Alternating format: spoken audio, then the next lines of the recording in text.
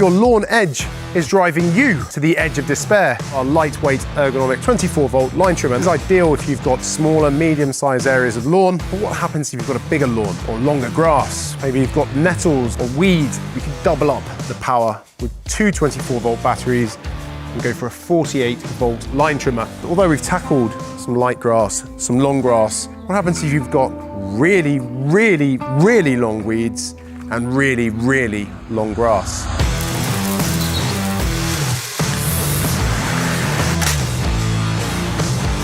And that's when you're going to need a brush cutter, and that's exactly what it's going to do. It's going to cut through brush, thicker brambles, thicker grass, longer grass. You might want to clean your camera, mate. And the way you transition from string trimming to brush cutting is to use the tools that come included, and obviously following the instructions.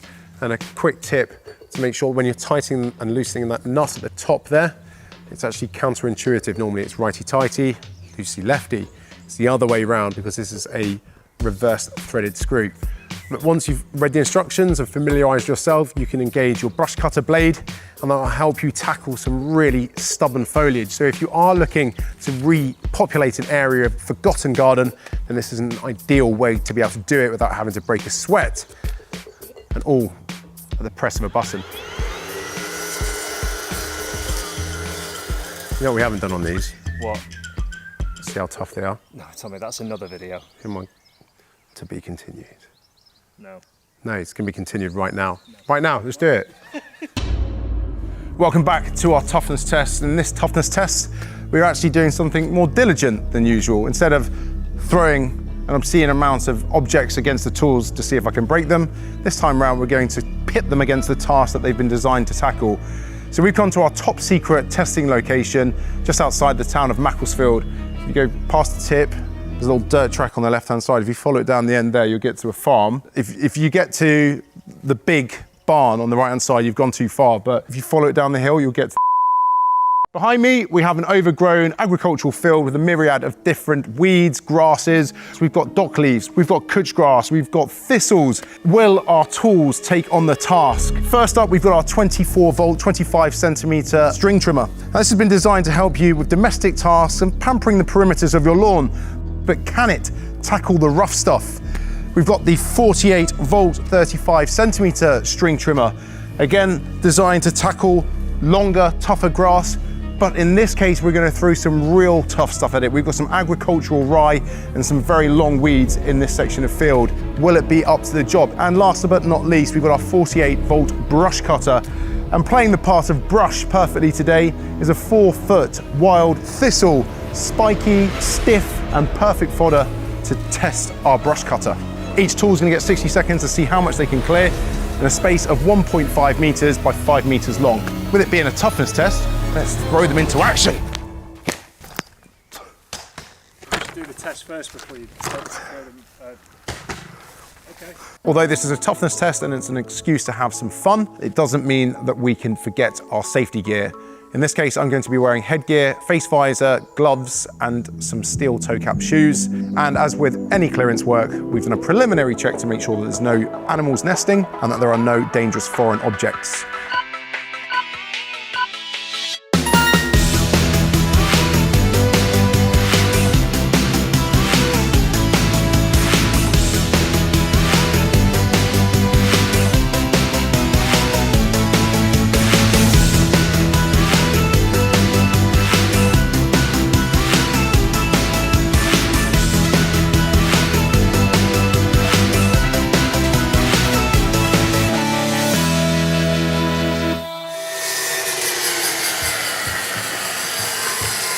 Well, no real surprises really.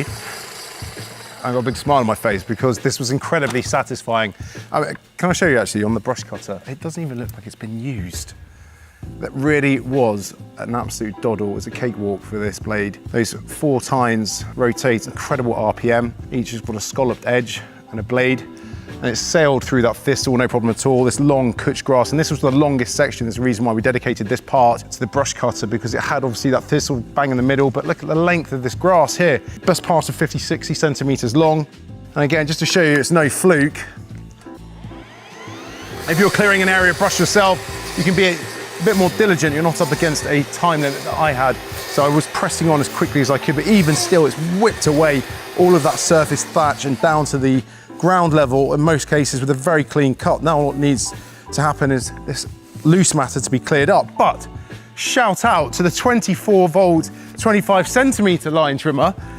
Remember, this is designed for lightweight applications. This has been designed to help you pamper the perimeters of your lawn, not to really take on vast areas and swathes of long grass. In this case, upwards to 30, 40 centimeters.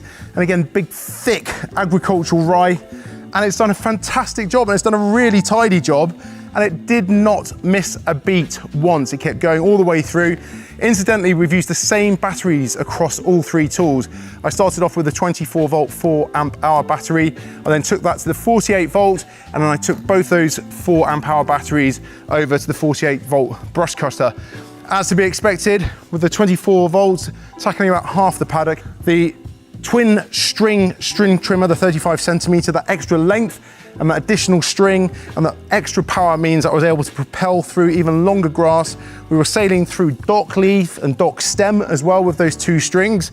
And we've done a vast amount of clearance work in the space of 60 seconds, but it's inevitable, wasn't it really? Brush cutter, hands down winner. And the reason why, it was the right tool for the task in hand, and that is where a brush cutter really comes into its own. So with our clearance work finished, we're going to say goodbye to our 24 volt and 48 volt string trimmers and focus on the brush cutter, because I want to show you its power, performance, practicality and portability. So up first we have a accuracy test. First of all, I'm going to cut through the sellotape closing this box, show you the control that you have of the tool and the accuracy and the profile of that blade. And then I'm probably going to obliterate the cardboard box just because I want to have some fun. Then we're going to tackle some really woody, tough stuff. So this is bamboo.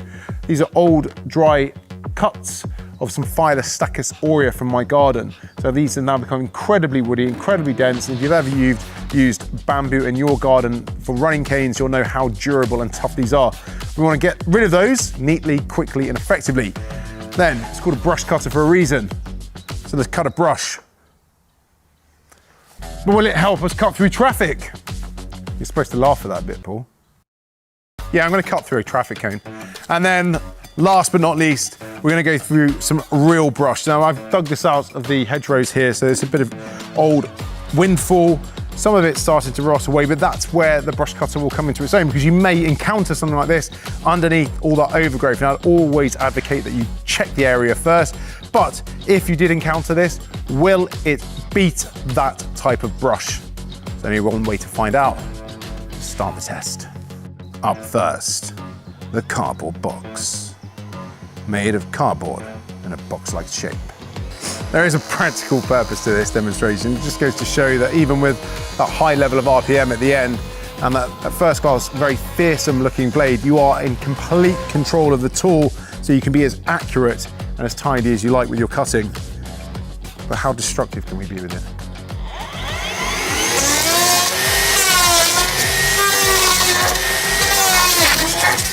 Task 2, bamboo.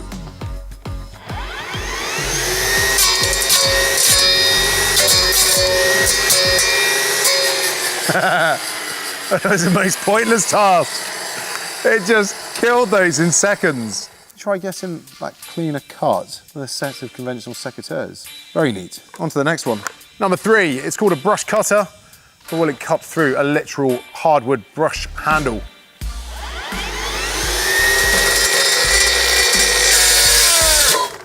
Woo! Woo!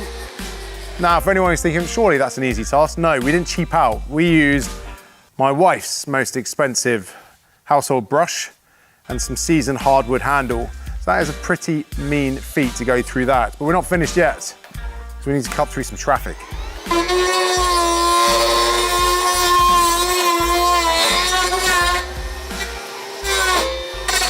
Not that you'd ever need to, but it's nice to know that if you ever wanted to cut down a traffic cone with a brush cutter, you can do. Actually, we'll recycle it. That's littering. I've just remembered, this is supposed to be a toughness test. Brush cutting next. some big brush. This is not the kind of thing that you should be using your brush cutter on. I wanted to prove that if you did encounter some old windfall or some seasoned branches, then you're not going to damage the tool. And most importantly, you're not going to damage yourself when it's in operation. And to prove a point, in fact, this cut through upwards of 3 inches of seasoned branch, which I've dug out from the hedgerows here. It's no mean feat. Normally you'd have to use something like a chainsaw to do that. We did it with a brush cutter. And I'm confident that I've still got bags of potential on that blade to be able to tackle all of this clearing around me. And plenty of charge in the bank too. Now, if you're looking to beat some bush of your own, or maybe you just want to pamper the perimeters on your lawn, there's a whole host of different tools to help you both out in the garden and in your home. And all you need to do to find out more about them is check the link at the end of the video. Thanks for watching.